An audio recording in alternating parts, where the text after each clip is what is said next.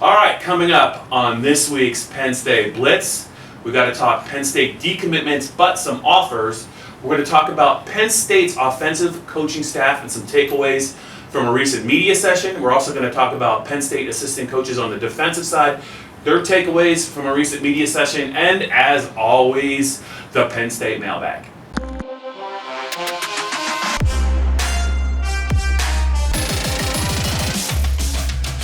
Greg Pickel, it's great to be back, seeing you back, again. Bob. I think the last time I saw you was on the golf course. Mm-hmm. We're not that great. No. But we had fun.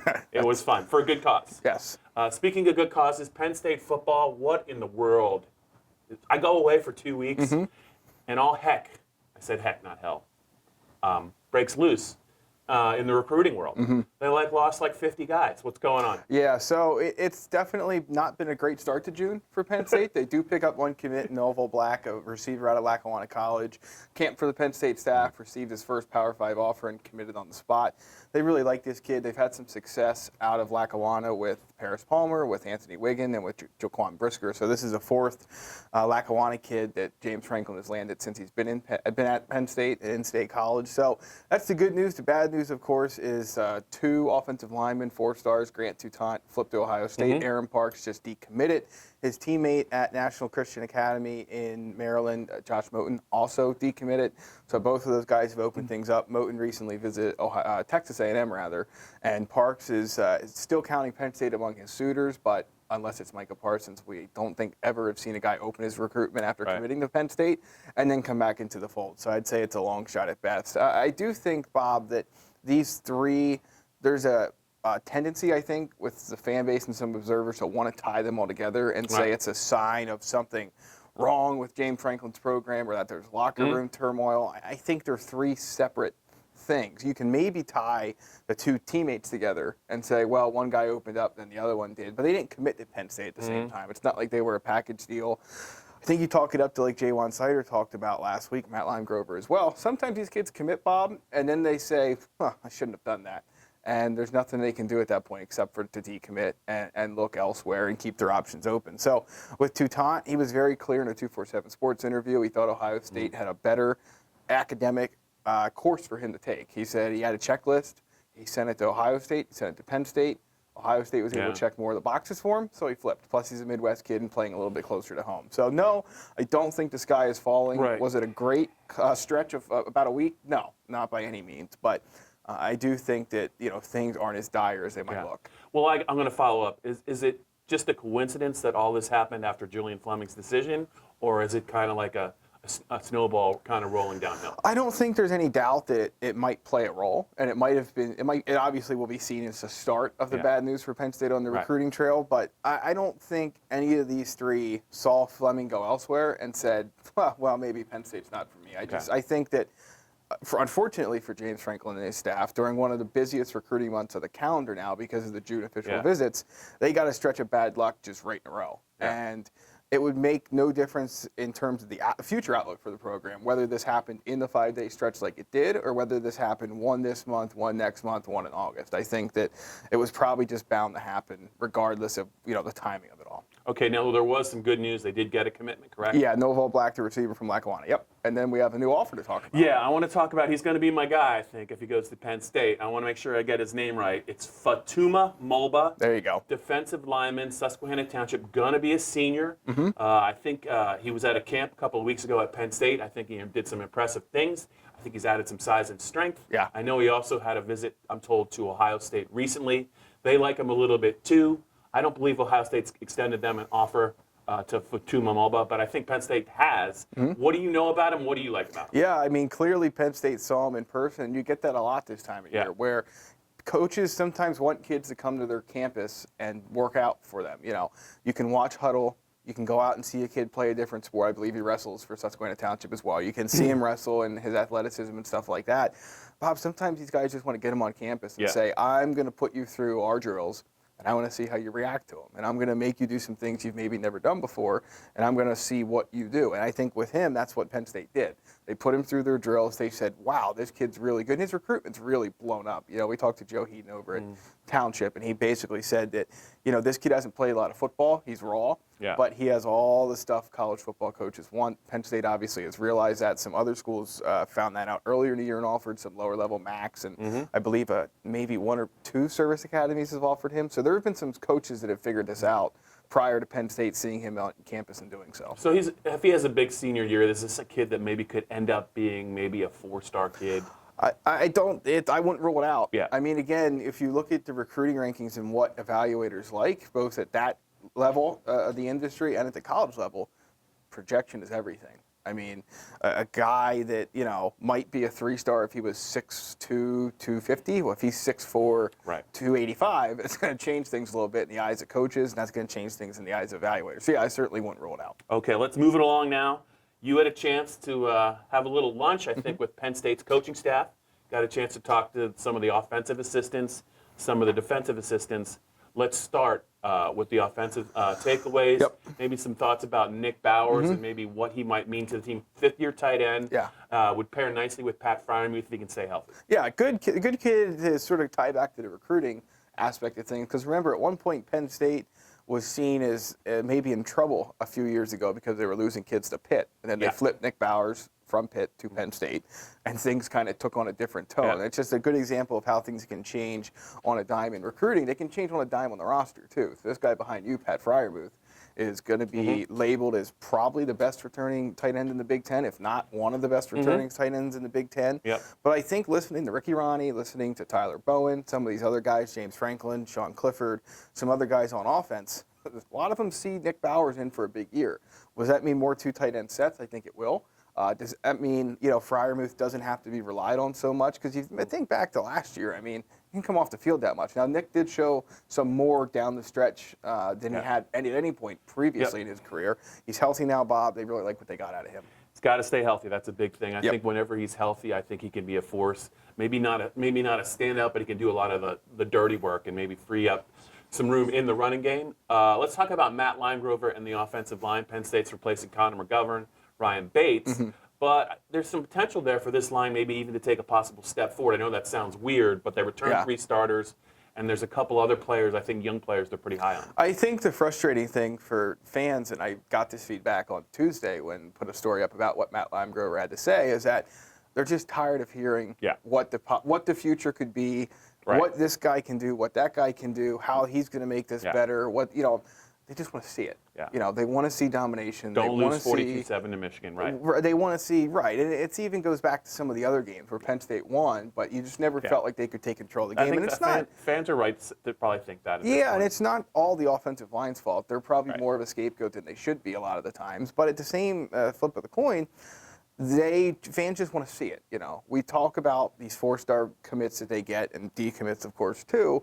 And you look around the country, some schools get their 4- and 5-star offensive linemen on the field very quickly. Some, it takes a little bit of time. The litmus test, Rasheed Walker, is here. And it's, Penn State fans heard a lot about him as a recruit. He was obviously talked up by us and everybody else that followed recruiting and said, wow, look at this guy. He's a left tackle in the future. He has to go out and show it. And there's going to be speed bumps along the way. But then you look just across the line. They're going to play 2 guys at guard. How will that shape out? Will Fries has been bounced back and forth the last couple of years. He's going to stay at one spot, you would assume. What will that do to change things? So there's a lot of reason for optimism with this group. And I think Matt Limegrover expressed a lot of that. Bob, again, I think seeing is believing. Yeah. Okay, on the defensive side, safeties coach Tim Banks has a little bit of his work cut out for him this year. Garrett Taylor returns at safety. There's some contenders to start at the other safety spot with Nick Scott moving on. Any insight from Tim Banks on that other safety spot? Yeah, I mean, he was pretty clear about the fact that, I think, again, it's a tired cliche, the open competition idea where every spot's going to be up for grabs and guys that were starters last year aren't going to be handed starting jobs back. But I'm pretty sure Garrett Taylor's penned into that one slot. Yeah. I mean, I thought he was pretty good last year. Maybe not talked about as much as he should have been. Maybe a little underrated. But he's a guy that is in that conversation to be a guaranteed starter. The question is who's beside him. Is it Lamont Wade? Is it Jonathan Sutherland? Is it Jaquan Brisker? One thing I think we'll see early on is you're going to see all 3 of them. They're going to play them all and give those guys a chance to win the job during games. I think Lamont Wade's at the top of the pecking order, but Tim Banks is not willing to, reward anyone with anything just yet. Right. When we talk about Penn State's defense this year, I think the coaching staff, we can all agree, they feel really good about the DNs, feel really, really good about the starting linebackers, and even the corners.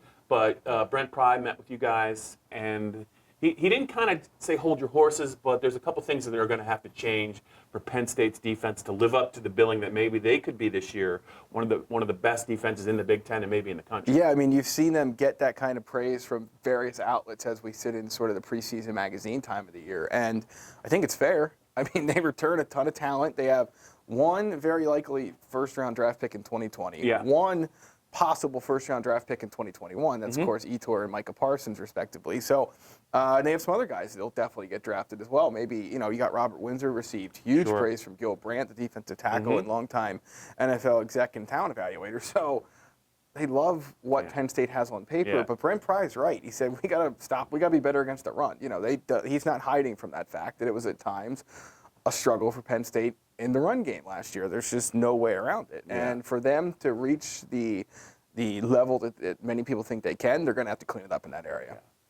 Yeah. Good job on the assistant coach takeaways there. I really liked it. I'm sorry I wasn't there with you. That's okay. I had more pressing responsibilities. Let's finish this up, the Penn State Blitz here, with the Penn State mailbag. Yeah, our favorite time of the week. I mean, I think one thing at this point of the calendar, Bob, that a lot of people are wondering about is what goes on at this point of the calendar year for Penn State and its coaches. And I think that, the obvious answer is vacation.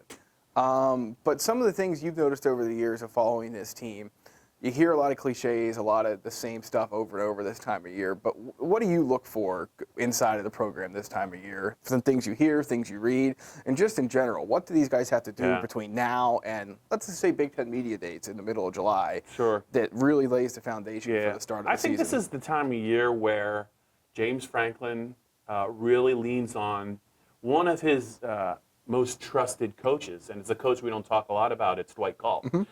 He's a force during winter conditioning because he's really the only coach that can interact with the returning players and also the January enrollees and the young players. And now Penn State, they had some kids enroll in May. They're going to have some other kids come onto the campus, some talented kids in the freshman class to go with the younger players.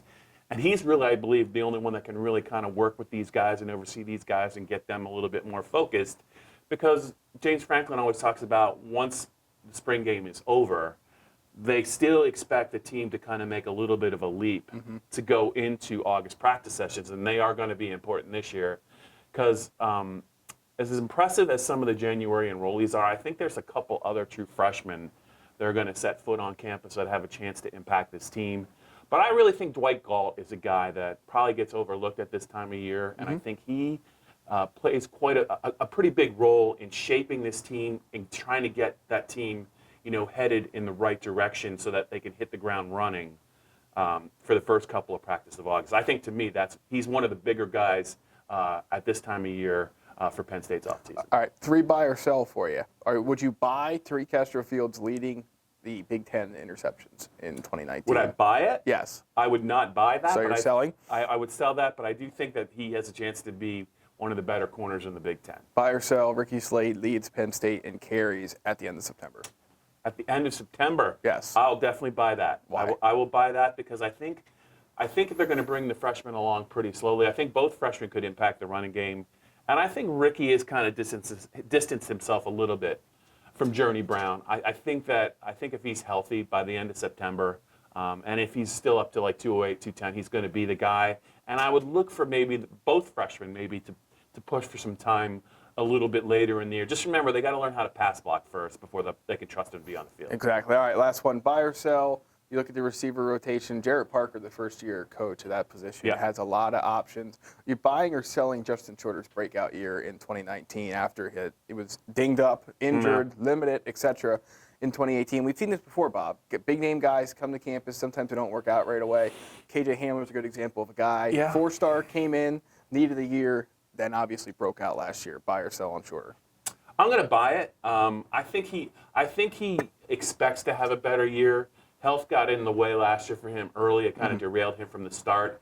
I think that the coaching change will also impact the receiver's development. But listen, it's not now or never for Justin Shorter. But when you see him and you see what he can do, you hear what Trace McSorley said about him in December.